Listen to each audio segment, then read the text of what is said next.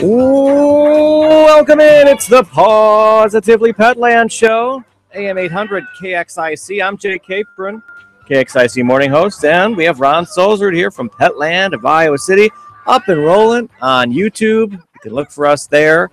Starting to see some more traffic there, which is great. You guys get to watch. Got to bring in some more puppies, though. That's what people want to see. They don't want to see our ugly mugs. They're here to see the puppies and to learn about animals and talk about pets. Maybe get some solutions for problems. That's what we do here on the Positively Petland Show. We help you with your pet problems. And if you ever have a question, you can always send it to news@kxic.com, news@kxic.com. And one thing that Ron always does is bring problems that he's hearing about at the pet store to the show. And that way, owners who are experiencing the same types of problems can find some help and some solutions. We talk pets. We have the breed of the week, the amazing pet story of the week, and much more. How you doing there, Ron? Doing very, very good. Thanks for asking. Good. You are heading out to a trade show, something I know you like to do to stay on the cutting edge of all the different products and things that are happening. What's the show about? It's in Minneapolis, right? Yeah, it's one of our main suppliers that we get all of, or not all, but a lot of our products from. And it's actually one of those suppliers that over the last 3 or 4 years have gone from being a very small portion of our store to a much, much more significant. What we look for in a supplier is what unique products can we bring to Iowa City right here in the town that is maybe going crazy elsewhere for good reasons, not for just, hey, everybody's buying it thing. And so we bring it into the town and then we educate on why this is the latest and greatest. Some of the things that we were the leaders in bringing to town is the deer antler or the elk antler, and then most recently the water buffalo horn.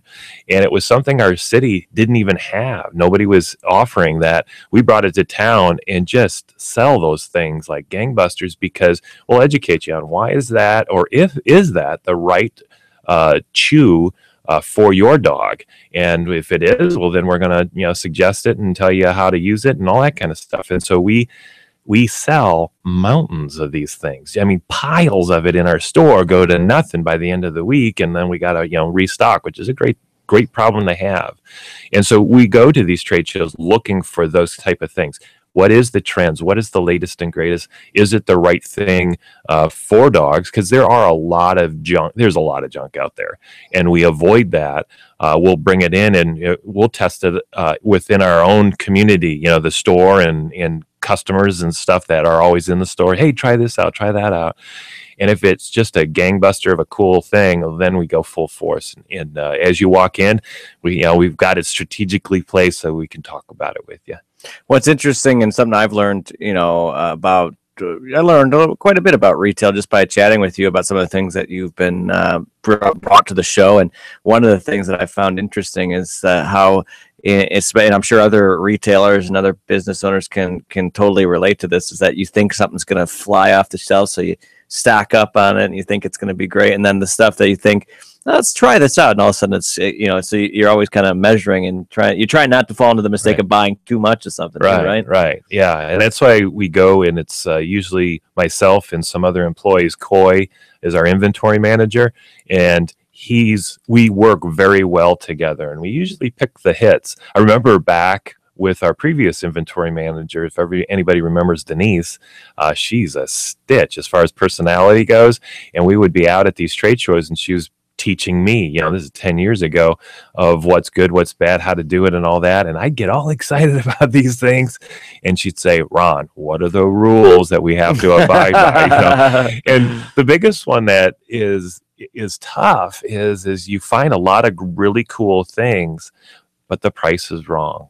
And, it's just overpriced. Yeah. And so you want to bring them in, but it just doesn't make sense cost wise. The price would be so over the top. And so there's so many cool things out there. And so you have to be patient on those. And usually they figure it out within a couple of years that if they just drop the price a little bit, it's a lot easier to get them in people's hands. And so you learn all those techniques, and it's a gut feel in a lot of ways. Like you said, you bring it in and sometimes it's a flop, and but most of the time it's a huge win. And part of the reason that stuck with me is because the Downtown Dish is another great show here on KXIC, and those guys are retailers too. Bill owns Hans Jewelers, and Catherine owns Catherine's, and a few other Isn't she always stores. late for that show? Yeah, it's the Dig for Catherine joke. Yes, we always have a lot of fun. In fact, I've got the soundbite right here. Oh, I'm sorry I'm late. I'm sorry I'm late. Sorry. Yeah, but said the same types of things with clothing in particular and jewelry, and there's fads, and there's other types of things that you have to react because they're on top. Sometimes things come out and people are on top of it right away, and then the fashion trends change. I don't know if that's the same in pet, probably not exactly the same. There are some fashion side of things, but it's a minor part of the store. Right, it's mainly functional. Pet stores are functional as far as chews and food and. But when that new hot one comes out, people want it. They want it, right? They want it. They want it now. Yeah. And if you don't have it, they let you know on the way out. I'm going someplace else, and unfortunately, that makes you feel bad. But it also sends the message. It says, "Hey, I got to be up on my toes." Yeah, absolutely. That's Ron Salzard. He owns Petland of Iowa City. So to set the table, here's what we're talking about today. The breed of the week is the German Shepherd. Gentlemen. All you German Shepherd owners out there, we'll talk about your breed today. So we'll have that. We're also going to talk about stinky dogs and how you can get rid of the stink. And we're talking coats, breath, ears,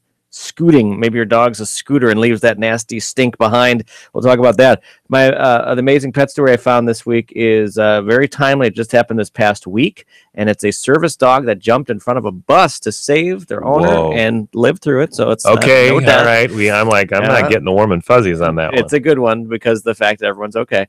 And then we're going to have a food of the week, and we always focus in on one of those. And Taste of the Wild. No, we did that one already. So we're going Blue Buffalo. Oh, right. We'll mess up on the radio. That's all right. Blue Buffalo. Yeah. Taste of the Wild was a couple weeks ago. You could go back and listen to that one. Yes. The podcast is available because we already did Taste of the Wild, so we don't want to be redundant. But Blue Buffalo, we did it a long time ago, I think. But it's a good one, and that's actually one of the only ones, Ron, that I can tell you that I've actually seen a commercial for. Oh yeah, all these other ones that we talk about, I don't think they're all new. When I hear it, I say, "What's that?" Like last week, you had that one from Muscatine. That's brand new. It hasn't. Yeah, never heard of that. We're just getting it on our Taste the Wild. Maybe I've seen something in passing on that, but I know Blue Buffalo. They must have a marketing budget because I've seen commercials for them. Yeah, I know a lot about that marketing aspect that they brought to the table, and I think people know that one too. Like people probably come to the store asking, "Do you have Blue Buffalo?" Like I would guess that's one of them that stands out. So we'll talk about that. Stay tuned. That's coming up here on KXIC. So we always have a lot of fun talking pets. Again, feel free if you ever have something that's bothering you. Hopefully you found the show in its new slot here in this Sunday 9 a.m. slot. I know I like to listen on the way to church and kind of hear how the show sounds from the perspective of a listener, and hopefully you found it too. And if it doesn't work for you, which I know Sunday mornings, maybe you're in church in that 9 o'clock hour, or maybe you're always doing something else at that time, you can't catch it. That's the beauty of the podcast. And Ron and I, off the air, to kind of let you behind the curtain a little bit, we talk a lot about how we both listen to podcasts, and it just fits into your schedule better. Like if you're taking a road trip, if you are working out, if you're doing some work around the house, sometimes I'll pop in the earbuds and I'm listening to a podcast and we're working on something. It's on your schedule, which we're all busy. So if you love this show, if it's a show you're a fan of and you've been missing it, well, just know the podcast is available in its entirety and you can have some fun listening to that. Big voice guy, it's time to bring you in here for the amazing pet story of the week. He's wearing a thong today. I know it's hot out. He's done that before and it was disgusting last time. Lord, at least he shaved this time. But, my goodness. He's a very hairy man normally, but it looks like he's about to go in a swim meet or something like that. He's got the swim cap on and everything. He's got the cut as a poodle does. So why does the nose cut really tight on a poodle's nose? I don't remember. Because it's a water dog and it can cut through the water quicker. And so here's big voice guy he's trying it out. Yeah. He's trying it out. Gosh, that guy, it's amazing on how we figure out how he listens to us and he applies what we talk about. He's learning from the show as well. He is. Amazing pet and applying it to himself, unfortunately. For our case, because we have to look at him. Thank you, big voice guy. We appreciate it. The amazing pet story of the week. We go to New York today, and this story just took place this past week. In fact, there was one day this work week where the news was just so grim and nasty. I actually sought out a story to find it kind of cheer people up. And it sounds bad at first, but the reason it is a kind of a warm and fuzzy because people, the dog was heroic and saved the person and everybody was okay. So here's the story. We go to New York. It's a town in New York. It's not New York City. Brewster, New York. And a service dog has been recovering at a veterinary clinic and has now since been taken back home. Figo, an 8-year-old golden retriever, he is a service dog. So this is the dog that you see that helps out people who are blind and gets them around. And he was helping his blind owner, Audrey Stone. Now, Audrey was trying to cross the street, and there's a mini school bus that did not see the pair. And as the bus got closer and closer to Stone, the dog, out of its instincts, Figo, jumped in front of the bus, tried to put its paws on the bus and try and push it and try and get the bus to stop before it hit both of these two. And as this was happening, the driver saw them and started to slow down. Both were injured. It was Audrey who broke an ankle and had some scrapes on her elbow, and could have been much worse. But the dog broke a paw, but it ended up being okay too. You could see he's got the casts on there too in the photo, which is available on our blog too, at kxic.com. But the driver stayed at the scene.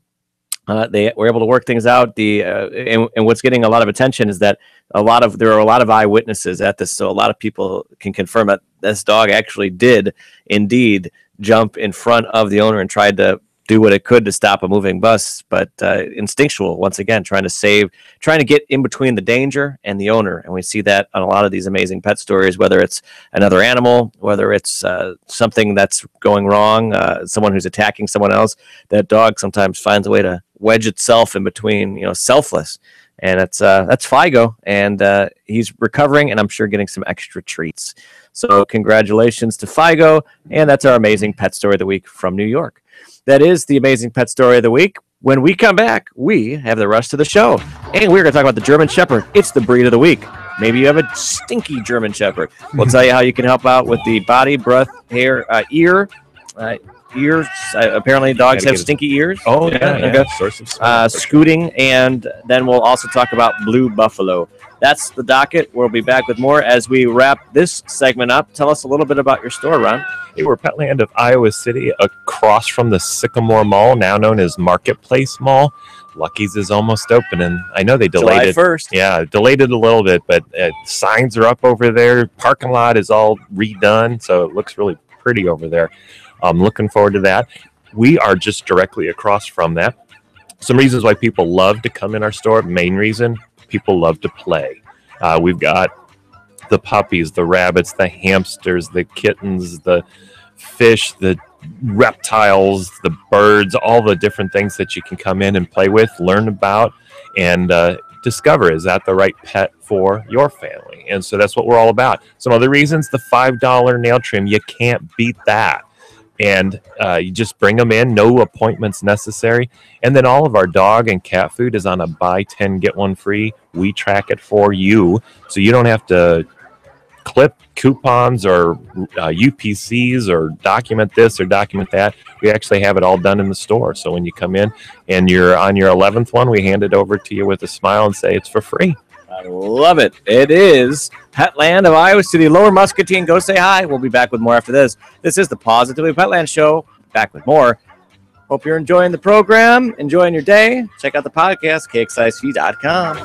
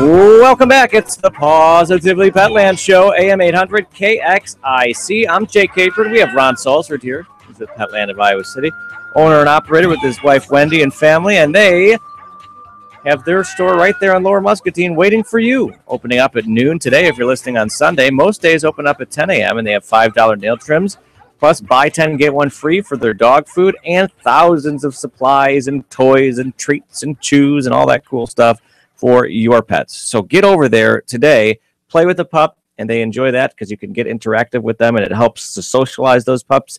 And maybe, just maybe, you'll have a new member of the family. And we talked in the first segment about the amazing pet story of the week, which this past week was a blind person that had their dog jump in front of a bus to save them, which was an impressive story out of New York.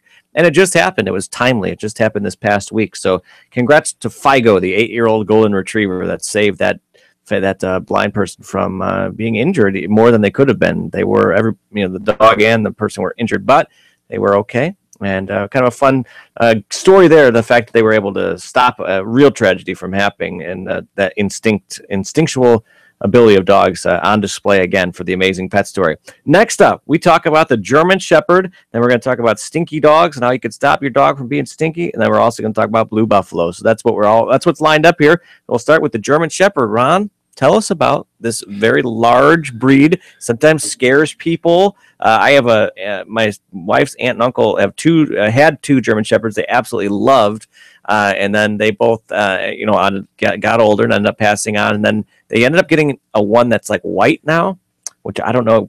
It probably wouldn't be a German Shepherd then, but it's a very similar looking. Yes, there are white German Shepherds. Are there really? Yeah. It doesn't happen often. That's what they have then, yeah. And that's a perfectly good German Shepherd. Yeah, well, we're going to talk about more traditional German Shepherd, I'm guessing, with that brownish black coat. Yeah, they tend to be black back with that browner sides, but then the black can actually envelop the whole dog as well. But I always try to stump you at this point, Jay, on saying, where do you think... It better be from Germany.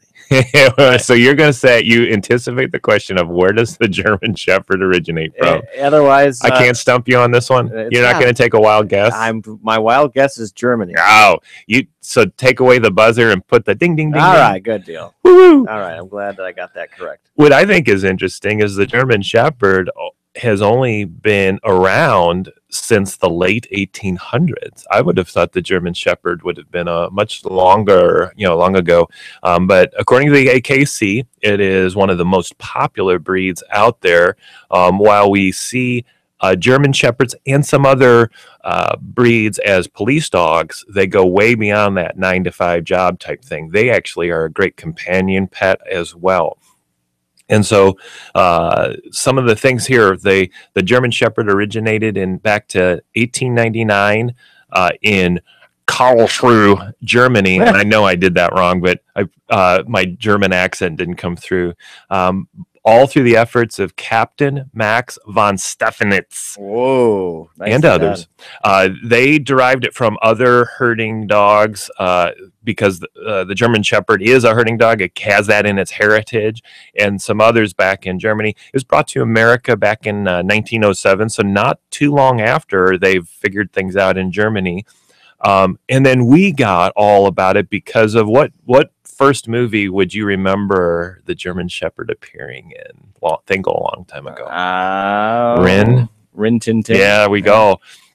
And so those movies just said, oh my gosh, what is that breed? I want to have that breed. And it just blew up as far as popularity in America goes. The German Shepherd is an energetic, large breed. It's not a giant breed, but it is a large breed dog. Shedding is definitely part of its nature, and so that's part of it that you want to consider when thinking, is this the right pet for you? They're going to be a loyal family pet, and we'll talk about that word loyal, because right after that you then would say, and would be a good guard dog.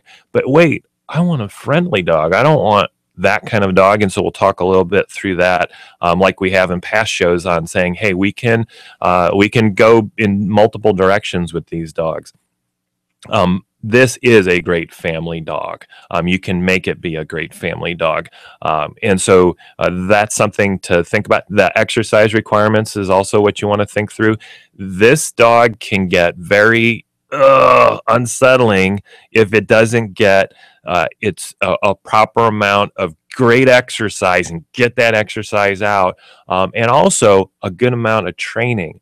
They want to be led. They want to get that energy out. That's instinctual to the German Shepherd. So if you don't have that time, this is probably not the right breed for you. If you only can give it the exercise within your apartment for 10 hours a day, and then you're kind of hit or miss on that evening part, this is probably not the right breed for you. This is the breed for somebody that can get it outside, can go running with it, can be energetic with it, is willing to learn about training a dog, because this one is one of those smart breeds that if you stop training the German Shepherd will start training you. Mhm. And that's when you get to call it, oh, it's such an irritating dog because it's always doing this or jumping or pulling or tugging or doing whatever in the house, because it's trying to get your attention, because it knows what it wants and it's trying to tell you how to get it.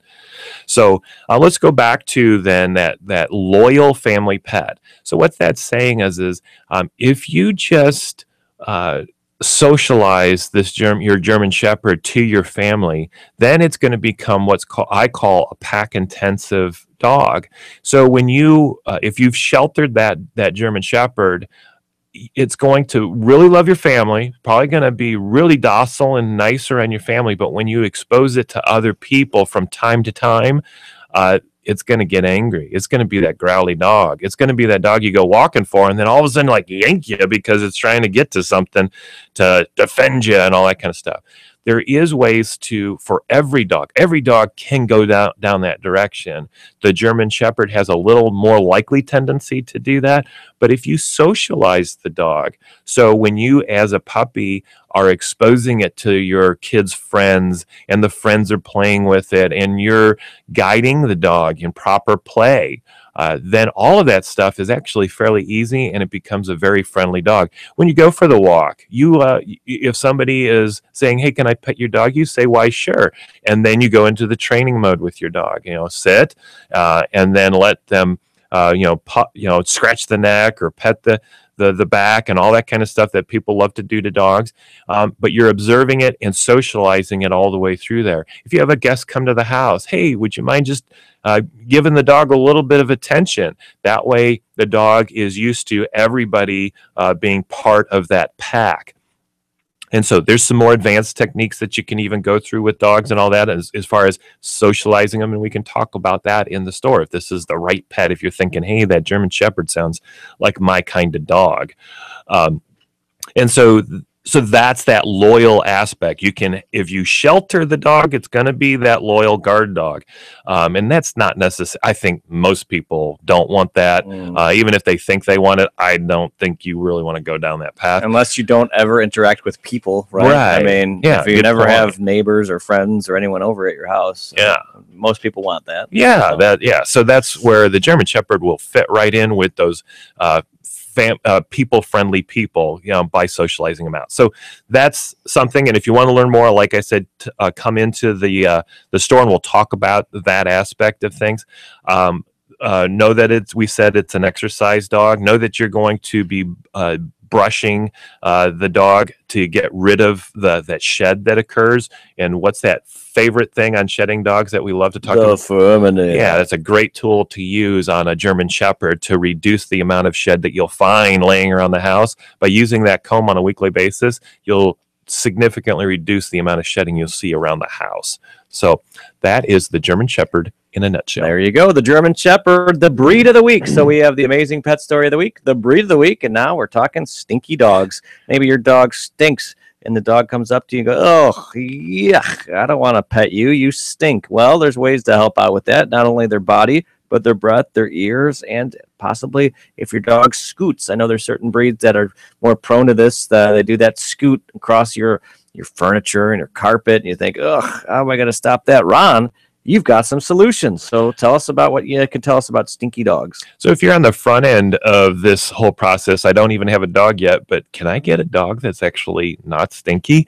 And the answer is you can get a less stinky dog, a significantly less stinky dog. If you go towards the non-shedding breed, those tend to be not as stinky as the shedding breeds in general. There could be some exceptions out there, but they tend to not get as smelly. My Maltese Poodle really only takes on the smell of what she rolls in, and so that's the big key for all dogs, is what do they get into and they take on that smell. And so Susie, the little trouble child, will give her a bath, and we'll talk more about bathing and all that kind of stuff in a second here, but she'll go outside and she'll roll in something, and I'm like, I don't even see what you're rolling in, but man, when she gets back in the house, I'm like, holy cow, there was something there. And so the non-shedding dogs by themselves are a much less stinky of a dog. The hounds, those are the stinkiest of dogs that I have found over the years. Or if your dog is just like, gosh, he just gets into everything, water, ponds, dirt, and all that kind of stuff. That wet dog smell. The wet dog smell is going to come out. So the selection of your dog, larger dogs are going to tend to stink more in a shorter period of dogs. Smaller dogs are easier to maintain, and they tend to not get into things as much, more based on our lifestyles than the dog itself. And then non-shedding dogs tend to stink less in general. So now moving forward, bathing the dog to me is, you would think that all I do is shampoo it up and I'm done, right? And I have found that with our dogs, if you just shampoo it up once with a good quality shampoo, and yes, there are differences in shampoos. In our store, gosh, I think we got 20 different varieties of shampoos, and some of them are concentrated, some of them are diluted. Guess what? The diluted ones are cheap, and so you got to use more of that product. But all of them, you have to wash your dog, I've found, 3 times. So it's lathering them up. I actually let it sit in the lather for a little bit, and then rinsing them down, and then lathering them up again. Let them sit for, I'm talking sit for a minute or two, and then let it go down. And there's a lot of scrubbing in between, all around that neck area, along the jaw area, under the armpits. They get stinky under there just like we do. And so getting all of it nice and scrubbed, but doing that a shampoo and rinse 3 times. I have a very strong scented shampoo that I love on our dogs because it stays with the dog for a long time. Here, Susie, it'll stay with her for well over a week. Our cat stays for a month. After a month, I could still smell the shampoo. It's that good. Callie, our dachshund, who's a hound and is a shedding dog, will last for about 4 days, and then it goes away, and then the dog smell starts coming back. So about once a week, we're bathing our shedding dog, but doing that lathering 3 times, and then follow it up with a cream rinse. A separate cream rinse is always the best. Ladies, about, the combo products don't work as well. Same thing for dogs. I even use a cream rinse on Callie, who is a short hair dog, and I just find the smell that I get from her, the smoothness of the coat, everything I like a lot better. So I use a cream rinse even on her. Those non-shedding dogs, you definitely have to use the cream rinse just because of the longer hair to prevent the tangling and all that kind of stuff. So shampooing, I took shampooing to a whole new level where you got to do this 3 times in order to get that stink off that dog and have a nice, long, good smelling dog. So shampooing is the key thing for body odors and all that. Your dog food does have an impact on it. You will find that your dog will stink less when you go to the higher quality products. They have less of those things that tend to are prone to keep us stinky. We know that what we eat, we can smell. Just eat garlic, and I know my wife says I exude garlic through my pores days later after I eat a lot of garlic. So we know what we eat can come out, and the same thing is with dog food. Now, switching it into the breath aspect of things. Most of the bad breath that we experience from our dogs, and on cats as well, is due to more of a bacterial issue going on in their mouth. And so we brush our teeth and excuse me, keep that under control. With dogs, yes, you can brush your teeth, but there's not many people out there able to do that or patient enough to help your dog learn that that's a good thing, as opposed to the first time you do it and they're like, I don't want this. So it's some nice, easy ways of working with the breath in a nice, comfortable way. One is a hard kibble is your first line of defense for good teeth maintenance and bacteria maintenance. And so a hard kibble is going to be your number one. If you're feeding that soft stuff, you probably have a stronger smell coming out of that dog's mouth, because the kibble is not really grinding at those teeth and working those teeth. The second thing is a nice abundant amount of water. So if they're if you're restricting the water and you notice bad breath, try increasing the amount of water to just flush those jowls out and everything that they'll naturally do. Try a water additive. That's something that I've been doing for a long time, where you squirt a little bit of the water additive for fresh breath. That stuff works amazing. We now just brought into our store, you know how they got those little squirts? If you have those little water bottles, and then you could squirt that flavor into it now. You know what I'm talking about, Jay? Yeah. They got something somewhat similar. They're mimicking that idea for dogs. And so in the morning, instead of getting the bigger bottle, I have this little squirty bottle, and I do one squirt into the bowl, and I fill it up and mixes it all up, and I put it down. That does two things. One, it's trying to freshen their breath, and it's actually going after the bacteria within their mouth. But it's also keeping the plaque, or preventing the plaque from building up as much on their teeth. So it's doing two things really well there. So putting a water additive in your dog's bowl is really good. I did notice that my dog drank less. They're a little pickier now when they drink. When I put that in there, I lightened it up a little bit so that they would drink a little bit more. The third thing to help your dog with is these gels. There's a gel product, but then there's sprays and stuff out there too. And there's a couple of different brands that we carry in our store. And it actually is a restorative product. So far, I'm talking about preventive. And so you're preventing things from happening with the water and all that kind of stuff. This one is a gel that you can put on the teeth. And I actually apply it towards the back of their mouth, but between their cheek and their teeth, that jowl area. And I put it right back in there, and then I massage the jowl to get that stuff all throughout. What this gel is doing is restoring things, in that it is a great killer, a natural killer through like grapefruit juice acids and things like that. It kills off the bacteria that are way, way back there. But it also slowly dissolves calcium deposits, the plaque buildup on the teeth. And if you do these gels or these sprays over a 30-day period, they have the before and after pictures on the bottles. And it's pretty amazing. And I see it works for our dogs. We have one dog that gets very minimal plaque buildup, and so she's pretty easy. I do this for a week and she's clean. Then I have one dog that is really heavy duty with plaque buildup, very intensive. She is I think now 6 years old, and we got to the point where, okay, we scheduled the teeth cleaning, and we'll talk a little bit about that at the end. So, but so far we've been able to keep it under control, and in the when it wasn't as bad, get it back down to the teeth itself, but you can take that plaque off. All of this is helping with good breath. And so if you're one of those people that, gosh, I wish the breath would be a little bit better, try that water supplement. I add things on. So I have the water supplement going on, and then I do this gel product into their teeth to help them kill off those bacteria and all that kind of stuff.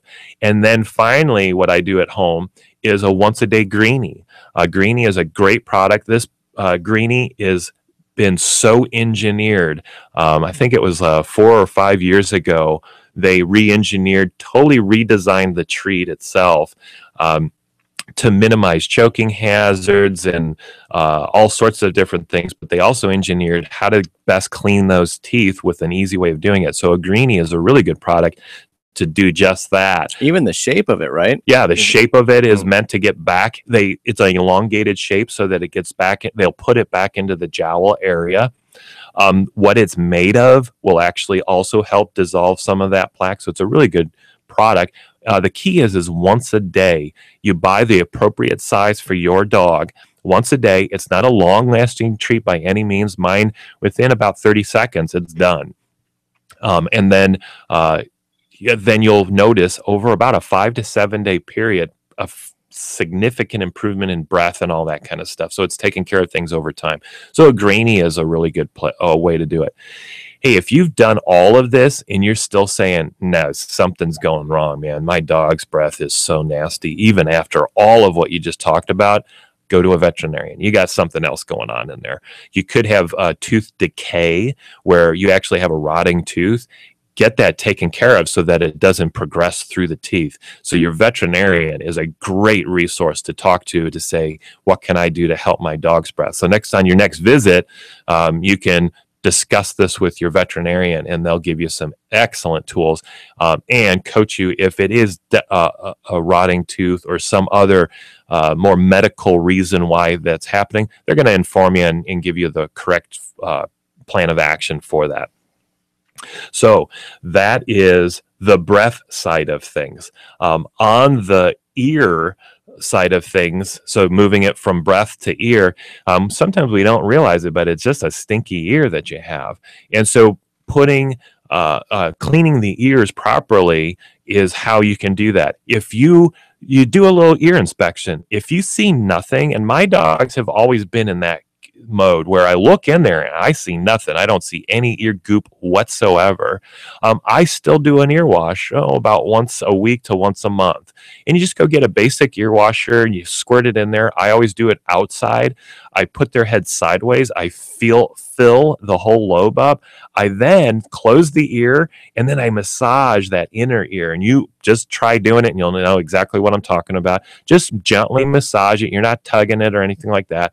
And all you're doing is working that product in really, much further in there. It's safe for the dog to do this and then release. And the dog will do the rest of the work for you. It'll do that head swagging thing and it'll eject it out. If you notice there is a little bit of ear goop in there, then use a cotton ball with your finger. Don't use a swab for the same reason you're not supposed to use it on yourself, but even more intensively with a dog, because you have no control. When that dog starts jerking around and you got that something pointy in there, that's not good for the dog, and you're going to freak out when it happens. So use a cotton ball with your finger, and now you've got a nice safe way of you're not going to go too far and all that kind of stuff. There is an inner ear, pretty big size in there that you'll be able to wipe out with that ball.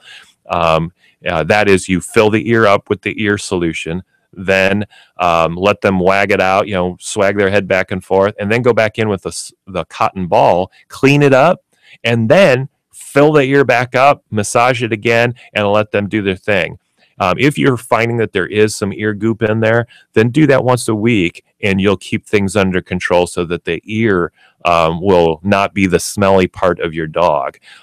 If you have an ear mite issue, this will also help you keep that under control. A weekly ear cleaning keeps the ear mites away. So that's another little tip there. And ear mites could be a cause of why things are smelling up in there. So ear cleaning. And then finally, scooting.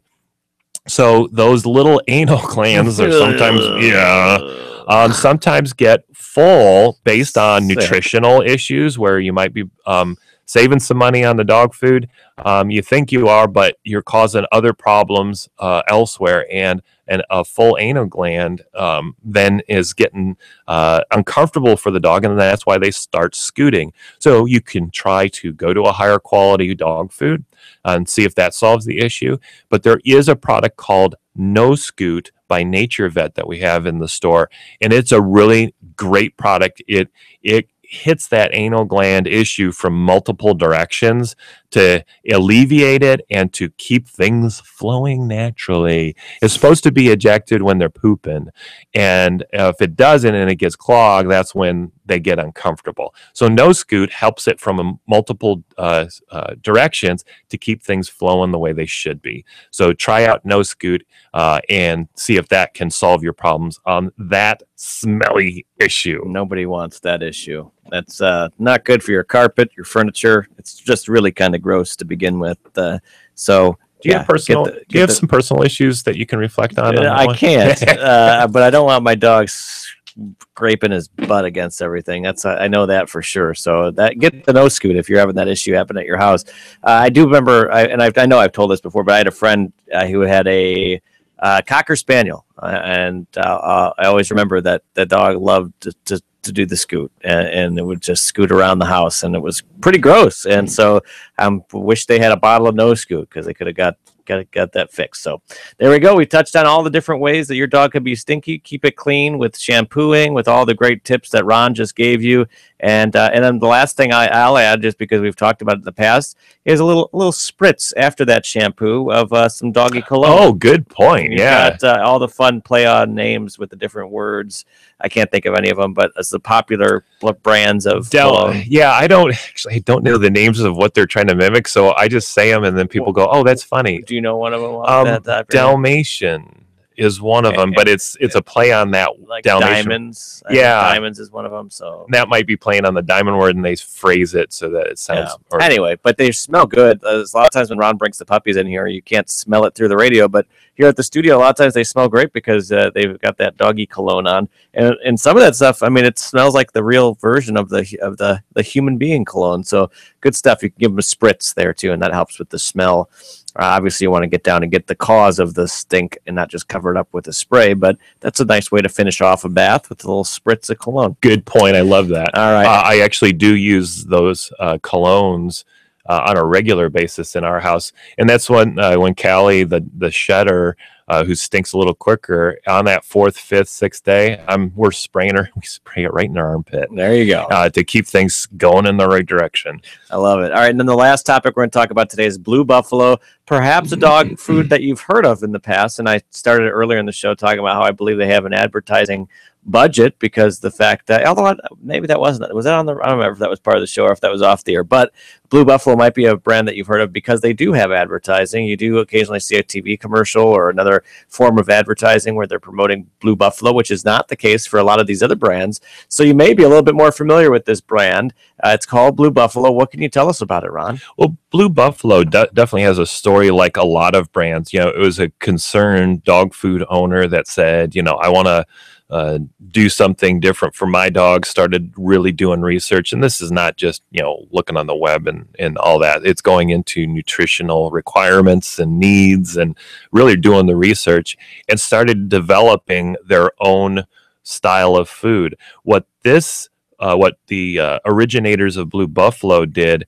was change how you market dog food. So Blue Buffalo is a really good premium dog food. And that's why you don't tend to see it in the marts and the groceries and all that kind of stuff, because it's more expensive as a result. Like I've said a lot in the past is when you go into premium foods, don't let the price scare you.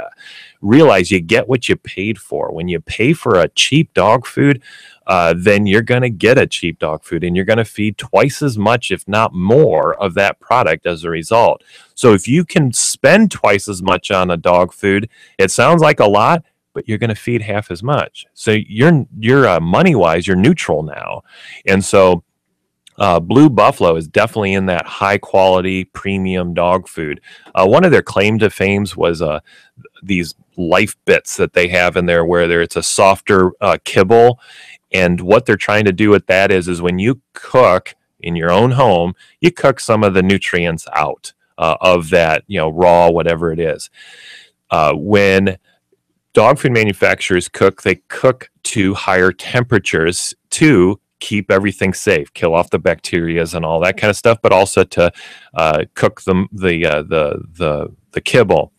Now, the life bits are totally safe. There's no bacteria issues or anything like that, but they cook at a lower temperature at 140 degrees that kills off the bacteria, but you're not cooking off all the nutrients. So that was one of their claim to fames, and then they marketed it, and that's what they really changed in the dog food and cat food industry. Is it because you saw it on TV.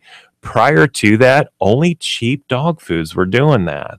That was part of what you were buying when you did buy that cheaper dog food, was their marketing budget. The premiums were saying, hey, we believe in word of mouth. That's how we're going to do it. And that for years, that's how they grew their brands. Blue Buffalo came along and totally put that whole thing on its head. And now you will see Nutro is the second one that I see most. Science Diet, you're going to start seeing they go in, what do you call it? Marketing waves. Science Diet, you're going to start seeing their commercials again, and they'll do it for a period of time and then they'll let it die off. They all kind of do that. But Blue Buffalo, man, they were just strong, going, and really hitting it. They also did some really nice ways of comparing their dog food to others. They brought that to the table to show how they were a premium food versus other brands that are out there that you get at the marts and the groceries. So we talked a little bit. You now know Blue Buffalo. Know that I just wanted to cover that there's 3 different versions. Their original life protection formula, that's what you saw at the beginning a lot of on the TV. Then they came out with their grain-free formulas, and we've talked about grain-free. Just know that, hey, if that's the right thing for your dog, do it. But realize there is no science that says dogs can't eat grain. That's just something that has grown on the internet in popularity. There's a lot of anecdotal evidence that it works. I feed one of my dogs a grain-free formula, and the only reason is I just noticed she would have an upset stomach every once in a great while in the morning. So she didn't just eat or kibble or anything. She's starving is what she is. She's ready for breakfast kind of a thing. And she would throw up a little bit. I just tried changing to a different nutrition, and by chance there was a grain-free, and I said, it'd be fun to try that. And I did that, and she stopped doing that. So was it the grain-free? I don't know. There's different nutrients in there as well, so it could have been just something else in the formula. Hey, I found that it was a little less harsh on her stomach. It was easier to digest. So grain-free, if it's an option that you want to try, Blue Buffalo has that option. And then they have their Wilderness brand, and that is hitting, again, an internet trend. I want to feed my dog what they would eat in the wild. And so when you look at the Wilderness brand, you're going to see more of what we think they would eat more in the wild. Realize that's a whole nother topic to bring up, and maybe we can do that next week or something and talk about there's a lot of trends in dog food right now, not science-based, not natural-based, it's opinion-based. And so what they would or would not eat in the Wilderness, you know what? To tell you the truth, I don't think we fully understand that. I think they ate what they could get. They were opportunistic eaters. If they were in an area that had some rabbits, they would probably try and catch some rabbits. And if they couldn't get them, like we've talked about, maybe they were eating some corn or other stuff or whatever they could get their. Hey, if I'm starving, man, I'm putting anything I can down that stomach. And so they'll start eating the corns, the grains, and all that kind of stuff on top of it as well. And that's getting back into, you realize they ate a lot of different things. Now, meat sources definitely are their main diet for sure, and if they could get it, they're going to grab it. So that's why we see a lot of meat sources within our dog foods. So Wilderness is Blue Buffalo's third brand, and we have all 3 of these in our store of different flavors and all that kind of stuff. If you don't see it in our store, ask us about it. We'll order it up for you and bring it in. If you wanted to do it for a longer period of time, we'll actually just carry it on the shelf for you. If somebody else wants to try it as well, then that gives them the opportunity. So you'll see we have over 40 different brands within our store because there's so many different things that are, so many different brands with their selling points or their advantages that we have that many on our shelf. That's Ron Salisbury. He owns Petland of Iowa City, and we are out of time, but it's been another jam-packed show. Thanks for tuning in. If you just tuned in and you missed it, well, we told you about a service dog that jumped in front of a bus to try and save the blind owner, and both were injured, but both are going to be okay, and that just happened in New York this past week, so a timely story there. The breed of the week was the German Shepherd. We talked about Stinky dogs and ways that you could help out with the coat, with the breath, with the ears, and scooting. And you just heard about Blue Buffalo, too. Lots to get to. And, again, if you just tuned in and thought, I missed it. Well, the podcast is available right now at kxic.com. Go check it out. Ron, it's always a blast. We'll talk to you next time, okay? Thank you very much. Ron Salzer with Petland of Iowa City. You can check out their pups that are available right now at petlandiowacity.com. It's an updated list. When they sell one of those pups, it comes off the website. So you can always know who they have there and go play with them. Have some fun. Get your dog. If you already have a dog or a cat or whatever, get them some treats. Get them some cool stuff. Stop by, say hi to Ron, and we're out. Talk to you next week. Bye.